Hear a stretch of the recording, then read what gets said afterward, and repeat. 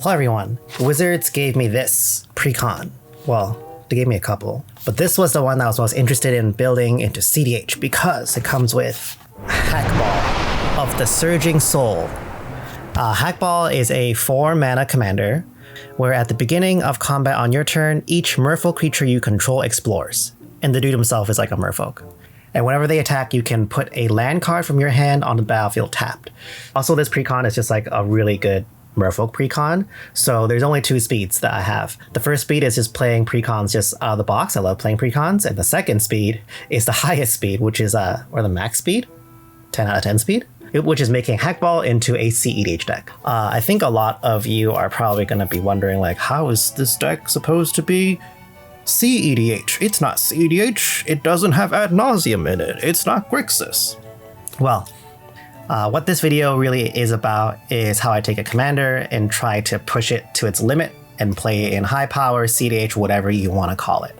So the first step of taking a commander and making it as powerful as possible is kind of identifying why or when it's powerful. So Hakbal is the most powerful when you have a lot of Merfolk, right? Because a lot of Merfolk means you get a lot of explore triggers, and a lot of explore trigger means that you're able to draw a lot of lands, make sure you hit your land drops, and also Hakbal himself ramps you, right? So we want cards that are able to play with that very well, make sure you have more lands than everyone else, which contributes to control strategy really well. The second thing that's powerful about Hakbal is that they're able to make your Merfolk creatures on the battlefield better and better as time continues because of the explore trigger itself. So we identify what makes them strong and try and build around it and elevate that aspect of it. Let's take a look at the list. All right, so here's the deck, and I'm just gonna go through all the cards in the list. And I think the first thing that when you're building something in like high power cEDH or whatever word you want to use is making sure that you are building around the meta and understanding like what strategies to like fight against. So I think when people ask like, is this commander cEDH? I think the question isn't, is this commander cEDH? I think the real question is, how does this commander help you fight the meta and what advantage does it provide that is unique from other commanders available?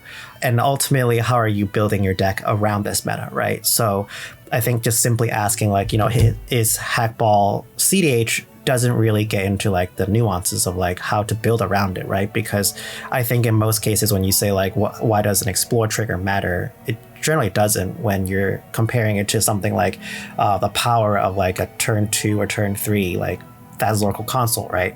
The raw power in those cards is just so different. Here we're relying on synergy, but the most important thing is thinking about how this commander and the right kind of set of cards is able to fight against this meta and provide something unique. I'm not going to show off the Merfolk first. We're going to look at all the interaction and the things to play around this meta. So let's look at the instance. I think this is the best way to start. For our instance, we have a lot of counter spells. Whenever you're playing a cEDH deck, you just have to play like stack interaction, right? That's one of the strongest things about blue itself because timing is so important in this game, right? A lot of decks play with timing and, you know, window of opportunity, all that I introduced ages ago in this video I'm going to put up over here. So the fact that it's so important to find the right time and resolve a spell makes counter spells even better in this meta than like other kind of formats, right? Other formats, one-to-one interaction is not that great because they can just continue playing threats and you just get exhausted, right? But here it's not the same.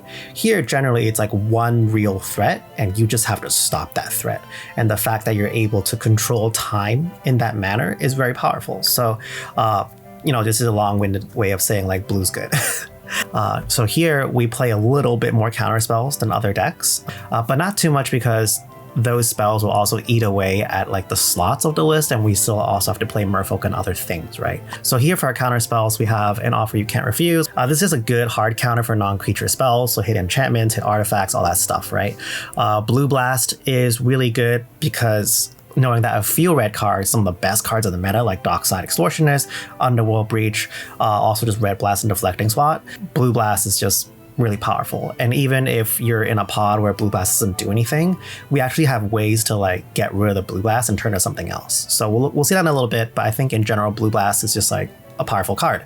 Again, if you're in a pod where there's no red, Chain of Vapor, good bounce spell, but there's another use for this that we'll talk about later. Commandeer is something that I stole from Modern right now, because right now a lot of 4C Cascade decks in Modern is playing Commandeer to like steal other big spells from your opponent, because you just draw so many cards that you're able to get around the cost of exiling 2 blue spells and gaining control of another non-creature spell. So here, I think your best target is probably Rhystic Study or Mystic Remora. I mean, technically you can steal an Adnos, but I don't think that's very good. You could also theoretically take an Underworld Breach. I think the One Ring is honestly like your best like target. So the idea here is that we want to max out as much free interaction as possible. And here you can use it to gain control of someone's counter spell and make it counter their own spell. But also just gain control of the One Ring, right? So I think it's like pretty powerful, and because this deck does draw some amount of cards, if you have like a Mystic Remora or like Rhystic Study like play pattern where you're trying to sit behind those enchantments and you have extra cards that turn cycle, a Commandeer is like not that bad for a 2-color deck. Psych Rift is good. We know why Psych Rift's good. Delace is another hard counter where you can use it to hit like a counter spell. So when it comes off the suspend, it doesn't really hit anything. But in general, like giving them 3 turns basically is countering the spell. It's easy to cast for 1 colorless and 1 blue. So I just wanted it. We know why Fierce is good. Fluster Storm's good. Force of Negation, Force of Will, Hydroblast, Mental Misstep, Mind Break Trap. All this stuff is pretty standard. And if you don't know like why, it's just like free counters are good, right? But I think free counters are good because the Mystic Remora, Rhystic Study, Draw Engine play pattern is so powerful, where like you can tap out, play those enchantments, and on the cycle, like on the cycles where your opponents are casting spells and drawing you spells, when you're tapped out, that's why free interaction is so much more powerful, because you can draw into them and interact that way. So, they're more free spells is good, which is why Misdirection is just also in here. Rapid Hybridization is just a good way to destroy a creature, like a Staxx creature. I don't think you're worried about a Staxx creature, but destroy Crom, destroy another like important draw engine from your opponent to like slow them down a little bit. We have Resculpt doing the same thing, also exiles an artifact. We have Snap, which is a free bounce spell.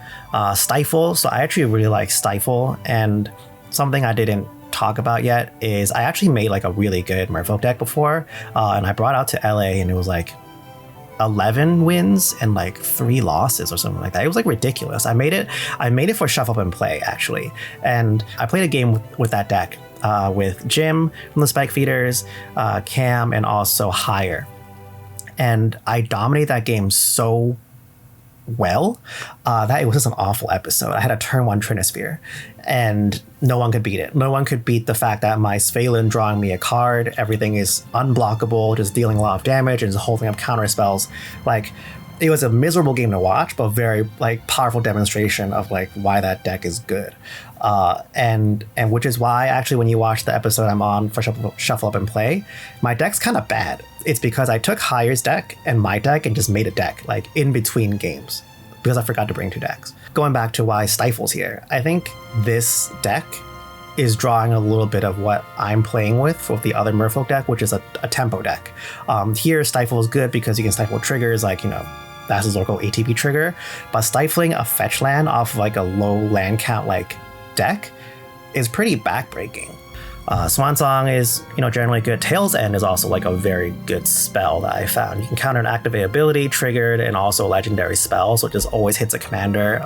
If someone mulliganed into like a turn 2 Crom hand and you're on the play and you stop that Crom, you set them back like pretty far. You can also counter an activate ability, so like I think you can hit mana abilities, so you can probably just like someone goes LED, you Tail's End it. There's like a lot of good targets, so I found this to be pretty powerful as well. Trickbind, same reason except Split Second, is really, really powerful, especially, the whole Control Winter, Split Second, anything that makes cards are uncounterable just is good.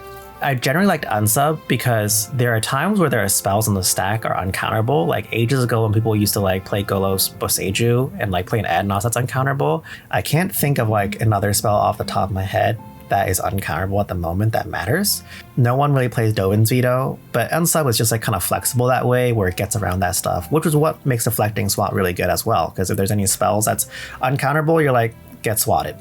So that's the stack interaction, and to complement the stack interaction, we also have more like tempo positive or tempo efficient Staxx interaction, right? So those two together is like very powerful. I think that's like the best way to play Staxx, is not dedicate Staxx into like a whole strategy or like the point of your deck, but using it as a control tool relative to a game plan that you've thought of, right? So we haven't talked about our game plan yet, but we know we're playing a control deck. So I'm actually going to talk about Agatha's Soul Cauldron and the other thing on the side, Aether's Vial, a little bit later.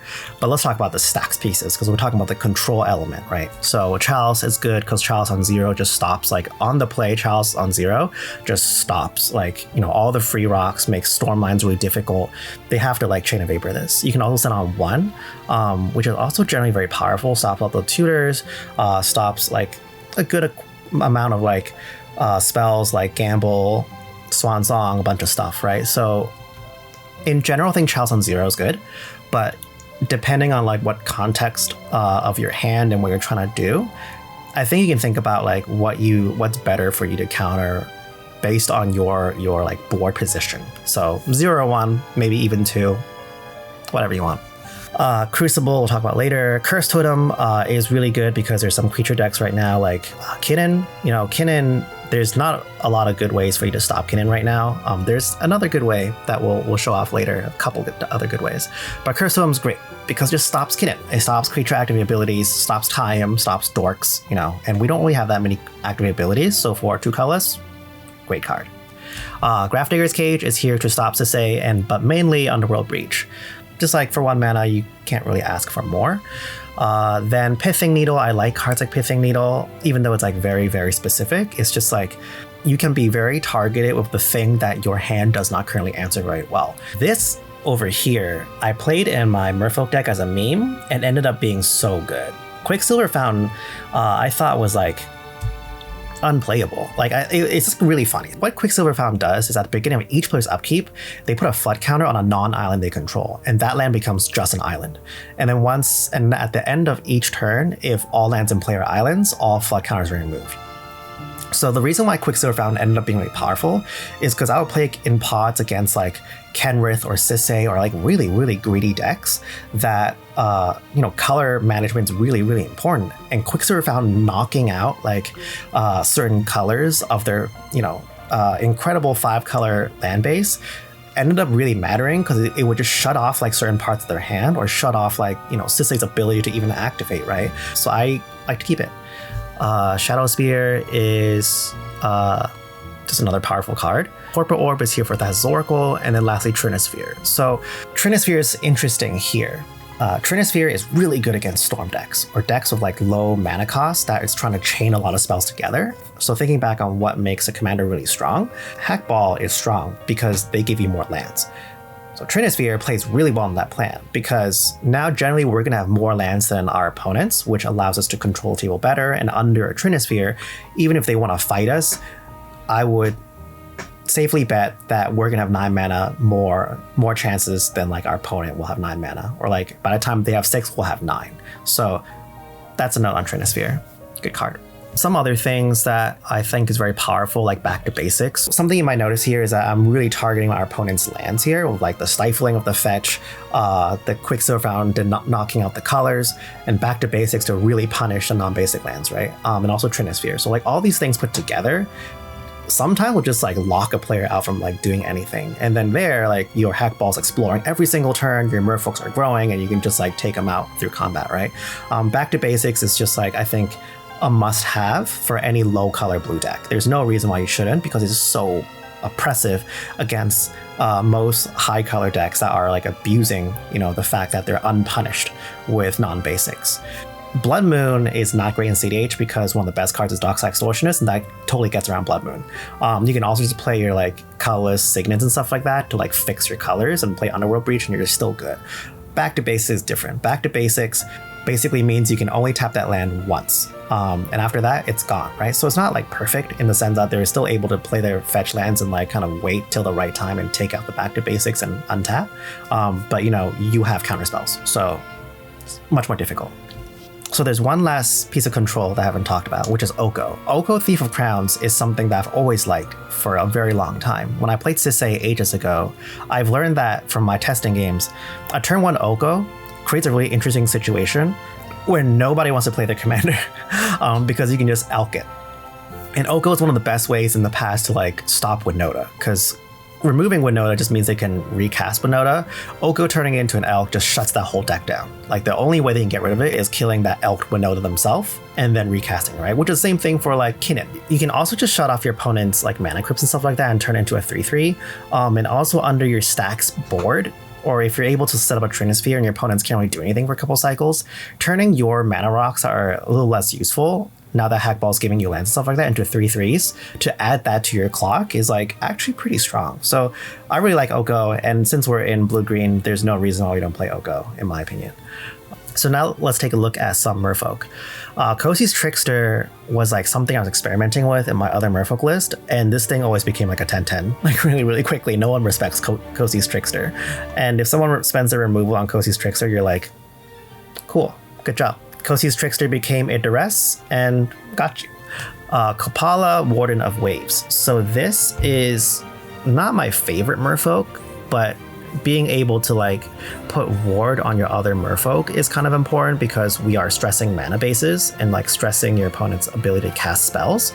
This whole deck is designed to play like Hakbal in turn 1. Like that's what you're really trying to do here, and having a Kopala to follow up to make sure no one can like set you back really far by bouncing your Hakbal is like kind of good. Ledger Shredder. So this is not a Merfolk, and I think it's the only non-Merfolk in this whole deck. The reason why Ledger Shredder is really good here, and I have a whole video over here about why Ledger Shredder is good with silver bullets, which we have a lot of in this deck. But Ledger Shredder is especially good here because Ledger Shredder is going to have a lot of connive triggers throughout a game of cEDH. But the problem with connive in general is you're not really gaining more cards, right? You're just filtering through your cards, and sometimes it's kind of awful because your hand already has like all the cards it needs. Hakbal's Explore puts lands into your hands, right? So imagine if you have a couple of Merfolk in play and all three of them put like, you know, a land in the hand, and now you have a Ledger Shredder. Now you're able to convert those lands into like actual relevant spells and keep cycling and filtering through your deck to like find the right piece of interaction or the right like Staxx piece to like affect the board. So I think Ledger Shredder is actually even better here than other lists that I generally like to try out Ledger Shredder. Lord of Atlantis is just good because there's a lot of blue decks out there, and just making sure all your Merfolk are unblockable to keep applying pressure is like very powerful. Lone Mage Mentor. There's only 18 creatures, right? So that's 17 Merfolk. That means there's not a lot of Merfolk creatures in this deck actually, because we can't dedicate that many slots to actually just like Merfolk to like explore. But Lone Mage Mentor solves one of the problems by every time we counter a spell, with a spell or an ability, you get a 1/1, and most importantly, you tap 7 untapped Merfolk to like counter a spell. I'm just gonna reference a lot of videos in this one. There's also this great video I had in the past about stickiness, about how to like make your spells like more sticky. And I'm not gonna go through the whole concept. If you want to watch it, it's like gonna be up here. But the idea here is we want to conserve our counter spells. And having more ways to disrupt our opponents without needing us to cast our spells is great. So you probably saw the counterbalance down there, which is one of the examples of like a really great way to potentially just take a spell off the stack without even you spending a card, right? Then think about how like there's also a Trinisphere and all these other things that's just like disrupting your opponent. You're putting up all these roadblocks, and by the time you hit 7 Merfolk, that's a free counterspell, right? That actually matters a lot because that means any stack exchange you try to have, you're already 1 counterspell up over all your opponents. And of course, by the time you have 7 Merfolk, you're like exploring 7 times or whatever. Lone Mage Mentor was extremely powerful in my other Merfolk deck, and I think is probably gonna be very powerful here. Master of the Pearl Trident, you know, same thing, just gives +1/+1 Island Walk. Merfolk Trickster, this is a great card. So Merfolk Trickster can't stop a Thassa's Oracle because by the time the ATBs, you know, you get the trigger on the stack, right? Same thing for Dockside Extortionist. However, Merfolk's Trickster I found was very powerful when like a Najeela goes to combat and they need to like trigger that Derevi to like get the Wooburg, and then you Trickster stop it. Like you Trickster shut off the Derevi or shut off the Najeela itself, right? You can even like use it to like shut down Archon of Emeria for some reason, right? Like there's just a lot of creatures that are really impactful, and Merfolk Trickster being like a temporary way to stop that is like quite good. It's also just flash, so you know, why not? Marrow Regere, this one is I think like the worst lord in this deck, and I'm not like super big fan of playing like a 3-mana lord here, but it's gone a lot better. Because whenever you cast a Merfolk spell, you can tap or untap a permanent spell. This is very important when you're playing cards like the One Ring, because now you can play a Merfolk, untap the One Ring, get more draws, and other things like that. You can also untap your like Mana Rocks. It's good. Mist Caller, this one is interesting. I'm only playing this now because Kinnan is on the upswing. So, you know, but before this would be like Winota, like answers, but here we're just trying to stop like Kinnan flips. So for 1 mana, it's a great explore trigger. So this card is great because it makes your explore triggers, instead of having the land card go to your hand, just automatically ramp you, right? So for 2 mana, I think that's actually really powerful for what this commander is doing. And also whenever a creature you control explores a non-land card, you put +1/+1 on the creature itself, right?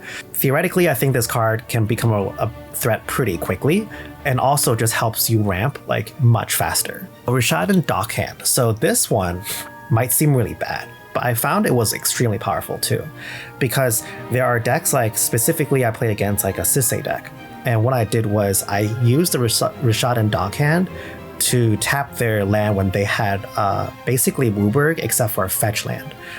Like the fetch was their last land. So I tapped their land, and then which, you know, forces them to activate at this point. So then they crack their fetch, and I stifle the fetch, and now they're like permanently down that land.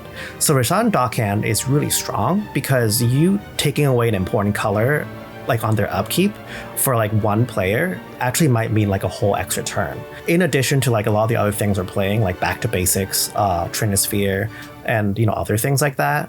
I think for one colorless, this creature is like quite good, especially now that it's exploring every single turn for us too, just to help us draw more cards or like, you know, filter through more cards. I think it's great. I love Svalin, so I think Svalin's just good because hard to remove threat when you have other Merfolk, but also just drawing a card on every combat reliably, great, love that. Tatyova Benthic Druid, I think this is the biggest Merfolk that we have in this deck, and I think it just synergize up with like getting more lands very well. Like us playing more lands, getting more lands ramped, and just drawing cards and gaining life is like, you know, we know what Tatyova does and why Tatyova is good. And actually Tatyova is going to be one of the few combos in this deck. I don't think this deck should be playing combos, but I also know that if I don't put a combo in here, everyone's gonna be like, this isn't cEDH. I'm sure most of you are thinking this isn't cEDH anyways, but that doesn't matter to me. But yeah, Tatyova is here just because, you know, great card, great draw engine, and also we can combo with it. Thada Adel Acquisitor. We have a deck tech on why Thada Adel's really strong. Stealing all the One Rings really good, stealing all the Mana Crypts is really good, so might as well play it here, right? Thieving Skydiver. I think this card's like really, really good and just a little underplayed. Like for 2 mana, steal someone's Mana Crypt. Good. So, you know, another Merfolk that we can play is Flying, which kind of matters, sort of. Everything has Island Walk, but you know, I think looking for like good Merfolk to give us explore triggers, this is one of the ones we want. Tidebinder Mage. This one might be interesting to a lot of people, but Tidebinder Mage means that Crom deck never gets a Tymna trigger off of Crom. Also means that if someone's playing like a Bloom Tender from like a cEDH deck or something like that, never happens. So I think Tidebinder Mage is actually quite good. Tishana's Tidebinder. This is like the new hotness. I think this card's like super, super good. Right now, as of this video, Tishana's Tidebinder is like making a pretty big splash, I get it, in a Rhinos, like modern Rhinos deck. So Tishana's Tidebinder has flash and also just basically counters a activated or triggered ability. And if that ability came from an artifact, creature, or planeswalker, and you countered it with Tishana's Tidebinder, as long as this Tidebinder is in play, that card or that permanent has no more abilities. Just good. Just stop a Dockside, stop a Thoracle, you know? Just another Stifle. It's good. Vodalian Hexcatcher. This is really, really good. So it's not great here in the sense that we don't make that many Merfolk because the only thing is like the Lull Mage. But with the Lull Mage, these two are like nuts. So you can sacrifice a Merfolk and force spike a non-creature spell. And then if you're successfully able to do that, then you get the token back with Lull Mage Mentor. Because whenever you successfully counter that spell, with a spell or ability, you get a 1/1, right? So these two together are really strong, and we do have another token generator later that you'll see that gives you more Merfolk. So, you know, at worst, this is a 2-mana 4 spike, which is not that great. But, you know, as I said earlier, activate abilities are like kind of strong, and any way we can conserve the stack interaction in our hand, appreciated. Also a Lord, can't be mad at that. Okay, so now that we've seen all the Merfolk, let's talk about how this deck wins. Because so far, we kind of get the idea that the Merfolk is here to explore, get us more lands in hand, find us the right cards, and also grow our board. But how does this deck actually win, right? So I do think like combat and control is probably the way to go, which is why I have an extra turn spell in this deck. But if we want to have like a combo, there's two. So the first one is Tattoo of a Benthic Druid. And I think this is like the secondary combo that shouldn't really happen that often. Basically, with Tattoo of a Benthic Druid, you can have an extra turn spell like Walk the Aeons, which I'm playing because you can have the buyback by itself with 3 islands. We're going to have a lot of lands, so we might as well like play this one, right? With Walk the Aeons and Tattoo of a Benthic Druid, then we have Trade Routes over here. So Trade Routes is good because Trade Routes is also just useful by itself. You can discard a land card and cycle the land card that you get from exploring into just another card. You can also bounce a land you control back to your hand. Then lastly, you have Mystic Sanctuary over here. So you take an extra turn with Walk the Aeons, then you fetch for Mystic Sanctuary. Mystic Sanctuary enters the battlefield, puts Walk the Aeons back on top, then Trade Routes. You can bounce a Mystic Sanctuary, take your extra turn, draw the Walk the Aeons, cast Walk the Aeons, take an extra turn, then play the Mystic Sanctuary, put it back on top, Trade Routes it back to your hand. So that's an infinite, like, you know, infinite turns, right? Then you win combat. The other way to win is Mind Over Matter. So Mind Over Matter, this is like kind of expensive, but we're gonna have a lot of lands, so I assume it's gonna be good. And also like, I just don't want to play Thassa's Oracle and Paradigm Shift. I just don't think that's good. Like, I refuse to play those 2 cards in this deck. Even though Thassa's Oracle technically like can be an explore trigger, I just don't want to play those cards. We're gonna be playing the One Ring in this deck because the One Ring is just like a really good card. So to me, in a low color blue deck, Mind Over Matter with the One Ring is like better than playing Paradigm Shift like Thassa's Oracle. Because even if we play stuff like Isochron Scepter, like Dramatic Reversal, what are we like? We don't have an infinite mana sink in the command zone like Thrasios, so then that combo requires like a part C, and I refuse to do that. So I just don't think like that is what I want to do with this deck. So I'd rather just have a really good A, which is the One Ring, and a mediocre B, which is Mind Over Matter. And with Mind Over Matter, how this works is basically you tap the One Ring, draw a card, discard a card to Mind Over Matter, untap the One Ring, draw 2 cards. Discard 1 card, untap the One Ring, draw 3 cards. Discard, you get the idea. Infinite draws. Well, not infinite, you'll die at some point.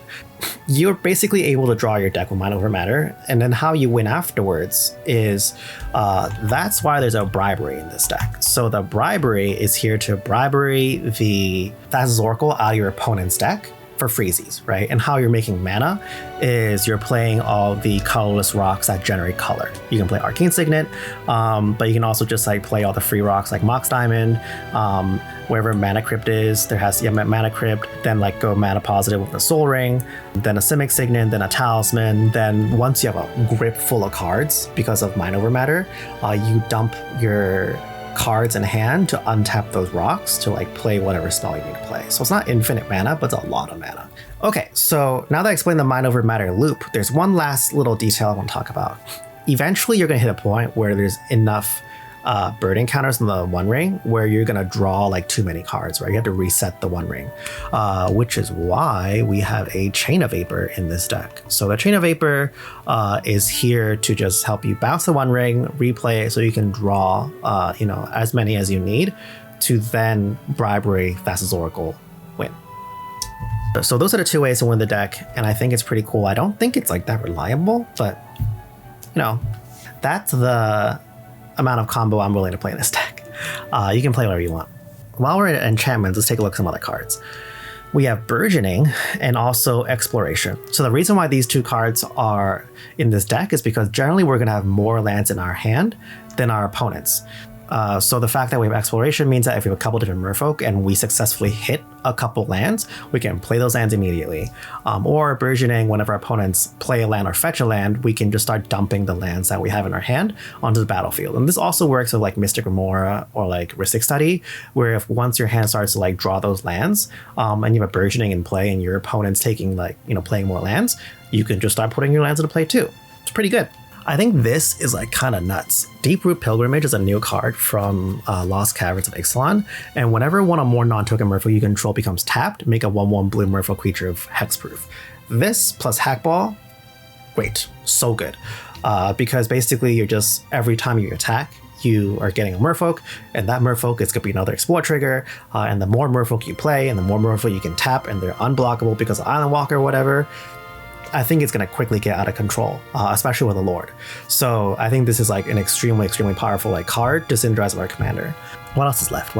Okay, now it's time to talk about Agatha's Soul Cauldron. If you were on my Patreon, you would already know why Agatha's Soul Cauldron, to me, is like a staple in cEDH. It's incredibly powerful. But it's been a couple months already since Eldraine, so let's talk about Agatha's Soul Cauldron. Agatha's Soul Cauldron to me is one of the best cards in cEDH because, or what is one of the best creatures in cEDH, Ranger Captain of Eos, right? It's so unbeatable, almost near unbeatable, except for removal spell or in a stifle. Is we have extra turn spells. Now extra turn spells are powerful for another reason, but Ranger Captain is a very important reason why extra turn spells are important, right? So the logic is, if Ranger Captain of Eos is one of the best cards in the format, with one of the best activated abilities in the format, when someone cracks a Ranger Captain and you take that, and now all your creatures can have the Ranger Captain Eos activate ability, that's pretty strong, right? And especially when Hakbal himself puts +1/+1 counters on your creatures through the Explore, naturally giving them the Ranger Captain ability, I think that's like really, really powerful. I mean, aside from the fact that Agatha's Soul Cauldron is also just like kind of anti-graveyard hate, which is pretty good. In general, I think Agatha's Soul Cauldron is just like very powerful. This Aether Vial over here is kind of a meme. I don't think there's enough Merfolk to really support it, but also feel weird making a Merfolk deck without an Aether Vial, so that's why it's here. You should probably cut it. Okay, Crucible of Worlds.